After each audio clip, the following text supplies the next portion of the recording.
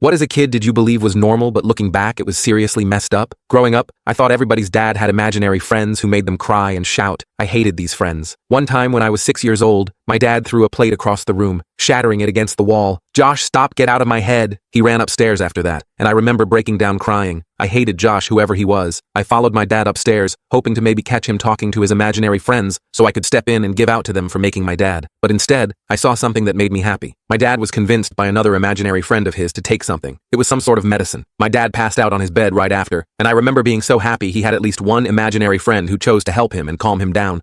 That was the night I made the decision to protect my dad. I decided I needed to scare his imaginary friends away. And so, every time he started arguing with them, I started yelling at the corners too, telling those mean imaginary people to leave him alone. But the first time I tried, Dad looked terrified. He grabbed me by the shoulders and begged, his voice cracking, telling me never to talk to them again. I could tell it made things worse for him, and after that, I just felt helpless. But I still wanted to help somehow. I figured if Dad's imaginary friends were going to stick around, maybe they could at least be nice. So I came up with my own imaginary friends. Mine were friendly and funny. I'd host gatherings with empty chairs and pretend conversations, laughing and giggling, making sure Dad saw how much fun I was having. I hoped it'd teach him that pretend people didn't have to be mean, that maybe he could trade Josh and the others for nicer friends, but that didn't help either. If anything, Dad got worse. Sometimes he'd just stare at me with this creepy look. One day, while we were eating lunch, he leaned close and whispered, "You see them too?" I could hear the trembling in his voice, and I saw tears well up in his eyes. It freaked me out, but it broke my heart too. He looked like he felt guilty, like he'd passed some horrible secret down to me. From then on, he'd talk to me about it sometimes, whispering things like, "I'm sorry, kid, at least now you understand." It made me feel weird, scared and confused, but also kind of special, like we had a secret together. But then came the worst night. Dad had been yelling for hours, his voice hoarse and desperate, so loud it echoed around our apartment. He yelled especially loud at Josh. When he finally crashed and went quiet, I snuck into his room with the intention of making sure the friends hadn't harmed my dad. Thankfully, I found him asleep without injuries. But then I discovered something even worse, a diary hidden under the bed. My heart stopped when I read what was inside. Turns out, Josh wasn't an imaginary friend. Josh was Dad's childhood best friend, who passed away drunk driving while in the same car as my dad. And Dad couldn't stop seeing him. What's even worse, Dad had written down that Josh was telling him to unalive me, and then himself, to end our suffering. I stared at those words for a long minute, feeling like I couldn't breathe. I didn't want to die. I don't remember running to the phone, but I remember holding it and whispering to the 911 operator, "My daddy's imaginary friends want him to hurt me, and I need help making them go away forever." I couldn't tell you what happened next. The full story is on my channel and linked below.